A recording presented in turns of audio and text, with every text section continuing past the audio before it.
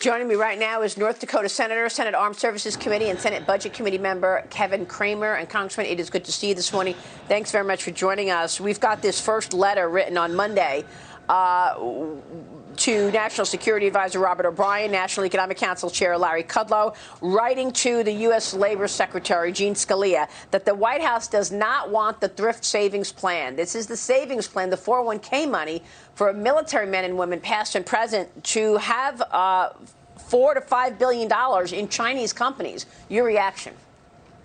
Well, good morning, Maria. First of all, I applaud the president, and it's great to have a leader who sets a moral standard beyond just the return on the investment, the financial return on the investment.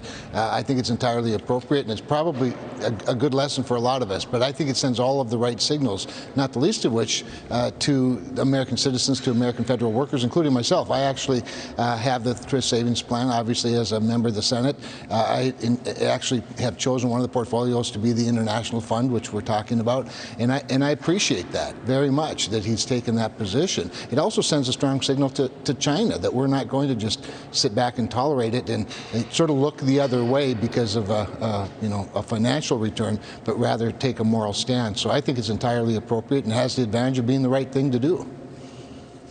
Well, now, I mean, I had asked Jean Scalia about this. He joined me last week, and he said, well, we have a separate board that's dealing with this. Now he's got the letter from the White House because that money, that $50 billion, was being invested in things like Hikvision, which is the company that's tracking the Uyghurs that are in camps right now, or AVIC, China AVIC, which is building military equipment. So it boggles the mind why military men and women would be wanting to fund Chinese companies that are building military equipment that may very well be used against us at some point. Look, I digress. I want to ask you about the coronavirus stimulus. House Democrats say that a vote for the next coronavirus relief proposal will come this Friday at the earliest. Democrats are calling for more than $750 billion for state and local governments. What is your take on all of this, sir, in terms of what should go in another relief package?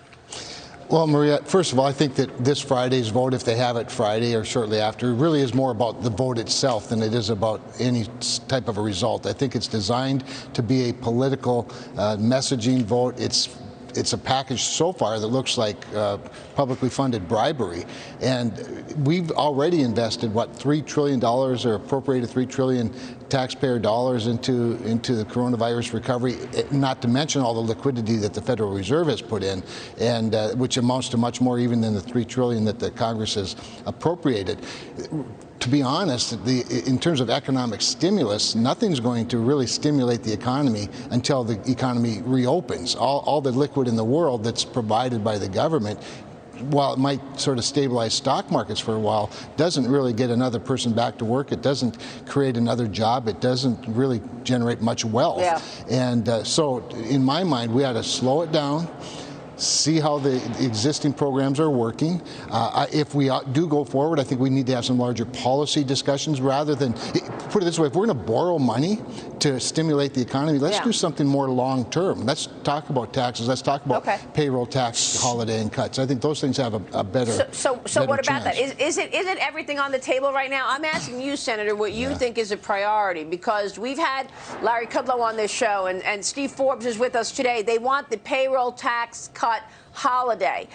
We've also talked, Kevin McCarthy says he wants some long-term plan to move the supply chain, right? He wants to make sure that there are incentives to companies to make their important ingredients for our important drugs here. So would you be up for putting tax breaks in place for companies that move their supply chain to America out of China? And what about that payroll tax cut? And what about the states? Those are the three things that are being talked about, although Nancy Pelosi is not back yet, and there is a worry that she's working on this relief package herself and then is just going to ask for an up and down vote. Well, I think that's pretty obvious, Maria. I think this is clearly a top-down mandate, and Democrats are going to be expected to rush back here and take that vote with very little discussion or input from rank and file members. With regard to your questions, I like the idea of working and looking at the tax code because it has a more of a long-term stimulus attached to it that is embedded in good public policy.